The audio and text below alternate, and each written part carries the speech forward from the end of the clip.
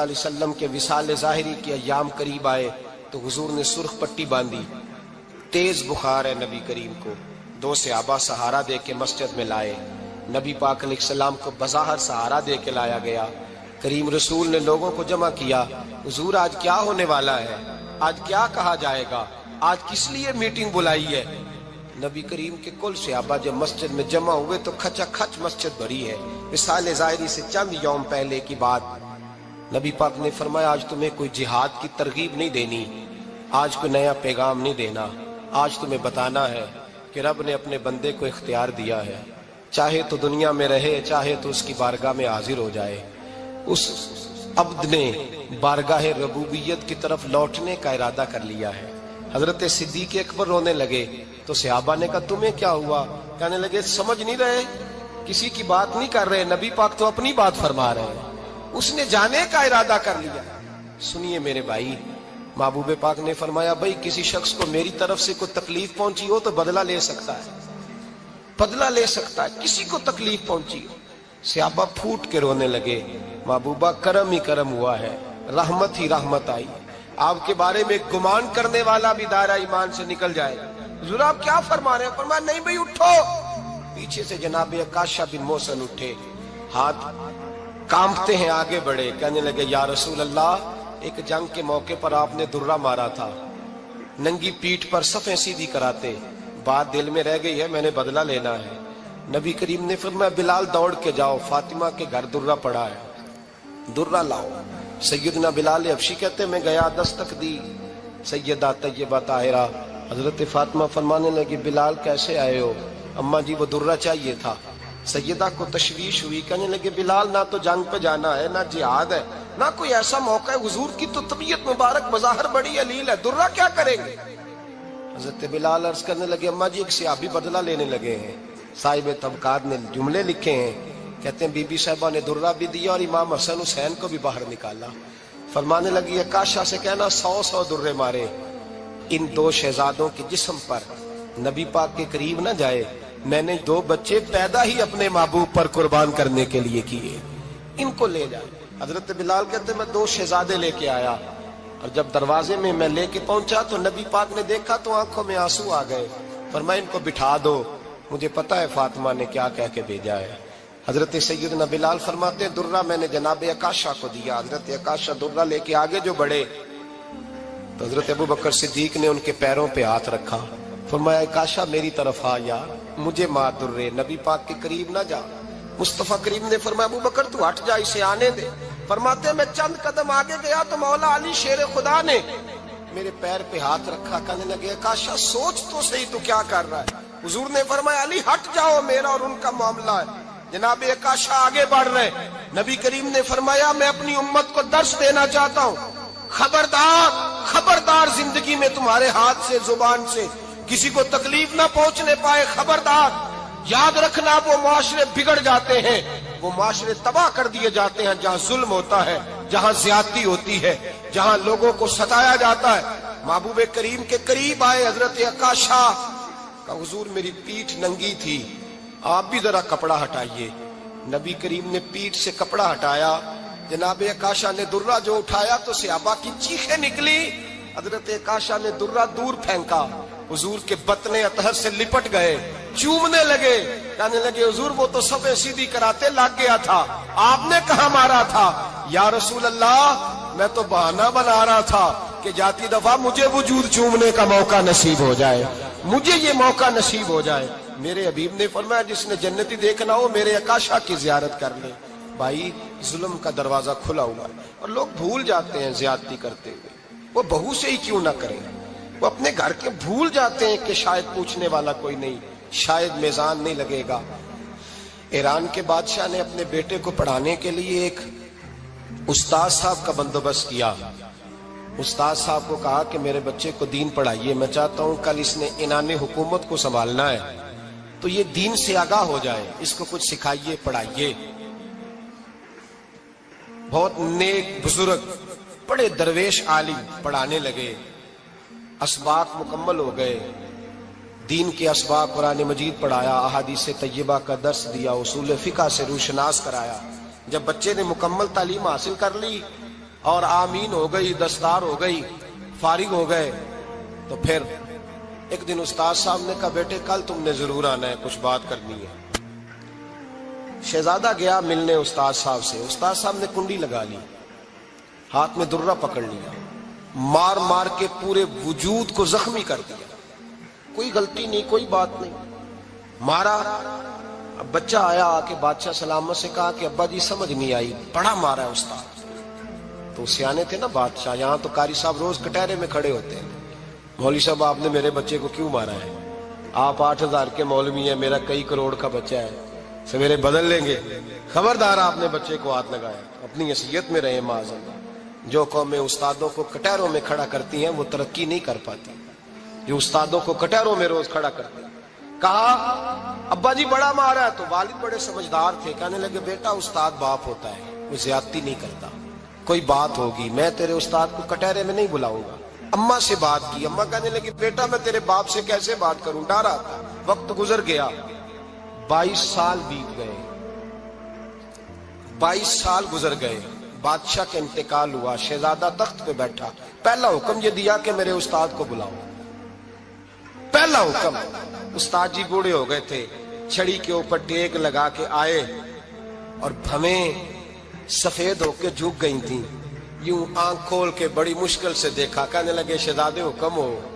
کب میں شہزادہ نہیں، اب میں بادشاہ بن گیا ہوں۔ استاد جی 22 سال بیت گئے، آپ نے مارا تھا، پر وہ درد چونکہ زیادتی کی تھی، میرا قصور کوئی نہیں تھا، تو نہ میری روح سے درد گیا ہے نہ میرے جسم سے گیا ہے، میں بے اختیار تھا، پوچھ نہیں سکتا تھا، آج با اختیار ہوا ہوں۔ سب سے پہلے پہلا حکم آپ کو دیا، بلایا ہے، بتائے کیوں مارا تھا، کیوں مجھے مارا تھا، میری زیادتی بتائے۔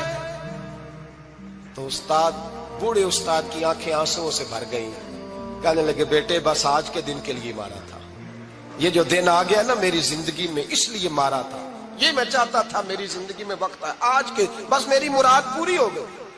کہا صاحب کس لیے، مجھے بھی سمجھائے۔ آپ فرمانے لگے کتنی دیر ہو گئی تجھے مار کھائے ہوئے، کتنا زمانہ بیت گیا؟ کہنے لگا 22 سال۔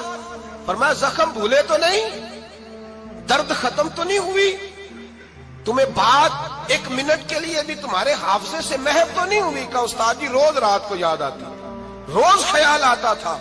استاد کہنے لگے بھائی تو بے اختیار تھا، پوچھ نہیں سکا، 22 سال تجھے یاد رہا، مجھے پتا تھا تو ایک دن حکمران بنے گا، میں نے تجھے اس لیے مارا تھا کہ بیٹے یاد رکھنا، کسی پہ ظلم نہ کرنا، اگر تجھے 22 سال تک یاد رہا ہے تو جس پر تو ظلم کرے گا اسے بھی قیامت تک یاد رہے گا، اور یہ یاد رکھنا تو آج با اختیار ہوا تو تو نے مجھے بلا لیا ہے، قیامت کے دن غریب با اختیار ہو جائیں گے، مظلوم با اختیار ہو جائیں گے، وہ با اختیار ہوں گے للہ الواحد القہار، رب کریم کی بارگاہ کے اندر ان کا اختیار ہوگا، اکیلے اللہ کی حکمرانی ہوگی، پھر وہ بلائیں گے بڑے بڑے کج کلہ، دنیا میں جن کی پگڑیاں اونچی تھی وہ سر جھکائے کھڑے ہوں گے، دنیا میں جو ڈکٹیٹر بنتے تھے ان کی پشتیں لال ہوں گی، ان کو غدار لکھا جائے گا، قیامت تک نہیں بھولے گا۔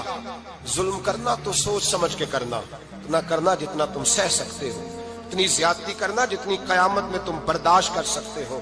میرے نبی کریم صلی اللہ علیہ وسلم نے فرمایا ظلم سے بچو، یہ قیامت کے اندھیروں میں سے ایک اندھیرا ہوگا، زندگی میں زیادتی نہ کریں، اگر تھوڑی دیر کے لیے کوئی چیز برداشت کر جائیں گے تو وہ فائدہ دے جائے گی، کچھ دیر کے لیے اگر سہ جائیں گے تو نفع مل جائے گا، سہنے کی کوشش کریں لیکن زیادتی نہ کریں، نظر کو، سوچ کو، ذہن کو پاک رکھیں، اور میرے بھائی زندگی پوری ظلم سے بچیں، زیادتی سے بچیں۔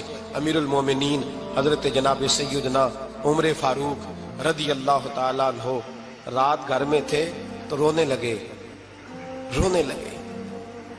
بڑی دیر تک روتے رہے، والدہ اٹھی تو صاحبزادے سے کہنے لگی پتہ کرو تمہارے باپ کو کیا مسئلہ ہے۔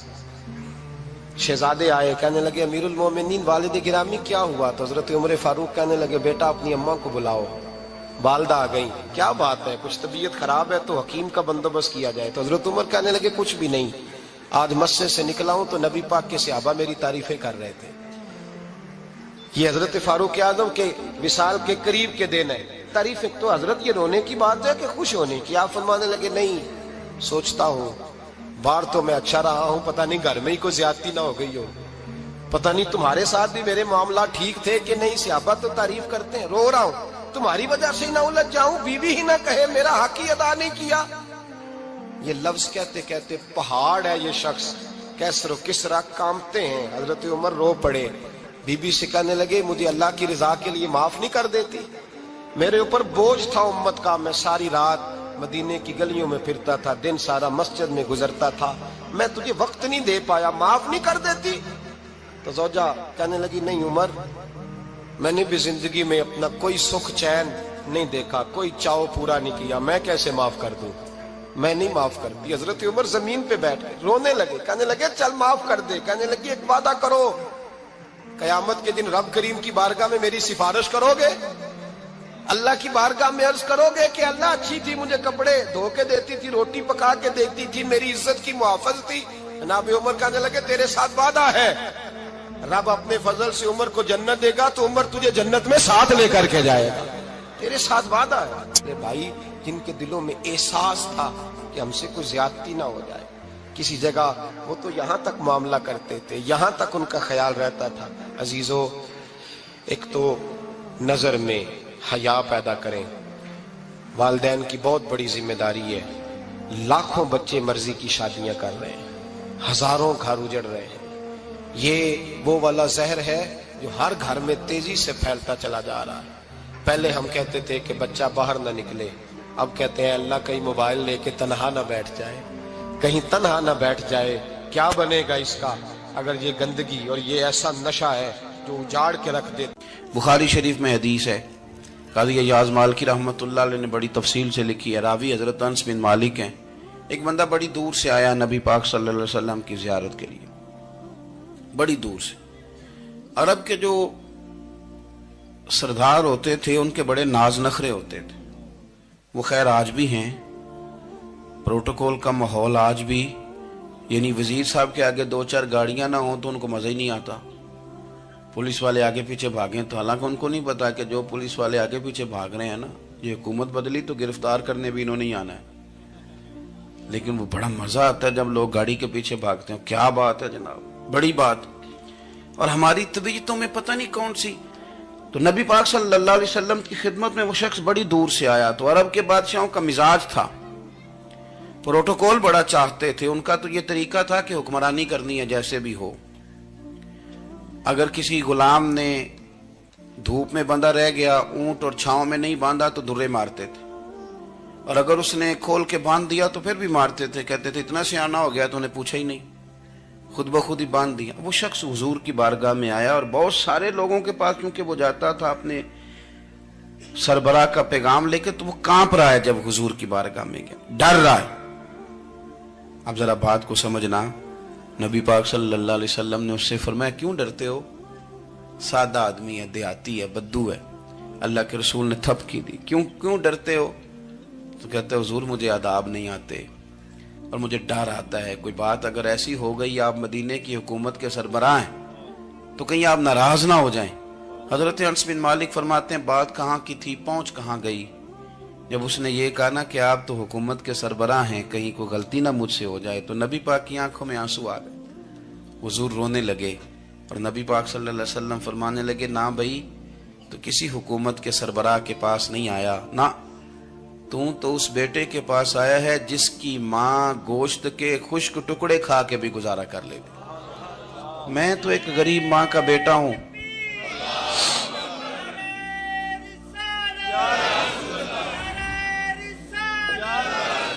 بھائی اگر آپ کا یہ ذوق بن جائے، دیکھو نا آج تو لوگ بھول جاتے ہیں نا، کپڑے بدل لیتے ہیں تو وہ سمجھتے ہیں کہ شاید سارا کچھ ہی بدل گیا، یعنی گاؤں سے آ کر پڑھنے والے بھول ہی گئے ہیں کہ کس کی ماں نے کتنا زیور بیچا تھا۔ لوگ بھول جاتے ہیں چیزوں کو، اپنے ماضی کو یاد رکھیں، آپ لوگوں کے ساتھ پیار کریں، آپ لوگوں کو موقع دیں، آپ تھوڑی سی اور کوشش کریں اس شخص تک جانے کی جو آپ کو مایوس نظر آ رہا ہے، پریشان نظر آ رہا ہے۔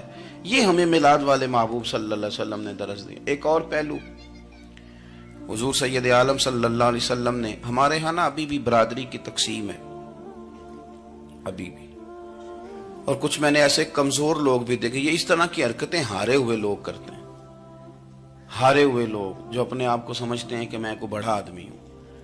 بڑا آدمی تو اپنے اخلاق سے ہوتا ہے, اپنے کردار سے ہوتا ہے, اپنی سخاوت سے ہوتا ہے, لوگوں سے پیار کرنے سے ہوتا ہے. باقی یہ کہ بیٹھ کے کہانی سنانا کہ میں بڑا کچھ کرتا ہوں, تو جو کچھ کرتا ہوتا ہے اسے سنانے کی کوئی ضرورت. ایک اور بہت سارے لوگ آپ تعزیت کرنے جائیں نا والد کے انتقال کے بعد, تو ان بیچاروں کو بتانا پڑتا ہے کہ ابا جی میرے بغیر دوائی نہیں کھاتے تھے. تو میں کہتا ہوں اگر تیرے بغیر نہیں کھاتے تھے پھر بتانے کی ضرورت نہیں, پھر تو سارے گاؤں کو پتا ہوگا کہ تیرے بغیر نہیں کھاتے تھے. اور اگر کوئی دال میں کالا ہے تو پھر تیری وضاحت کوئی بندہ قبول نہیں کرے گا. تو آپ کو بتانا کیوں پڑ رہا ہے, اور آپ بار بار اس بات کا ذکر کیوں کر رہے ہیں کہ ہم بہت بڑے قبیلے کے ہیں؟ صاحب اگر آپ بڑے قبیلے کے ہیں تو پتا ہوگا سارے علاقے کو آپ کتنا لوگوں کا خیال کرتے ہیں, آپ کس قدر محبت کرتے ہیں, آپ کا انداز کریمانہ کس طرح کا. پھر آپ کو بتانے کی کوئی ضرورت نہیں ہوتی, پھر خود بخود خبر ہوتی ہے. حضرت سیدنا ابو ذر غفاری رضی اللہ تعالیٰ عنہ, قبیلہ بنو غفار ایک بڑی شاخ تھی قبیلوں میں سے. جو لوگ اس زمانے میں مالدار قبیلوں سے تعلق رکھتے تھے ان میں سے ایک بڑا نام تھا.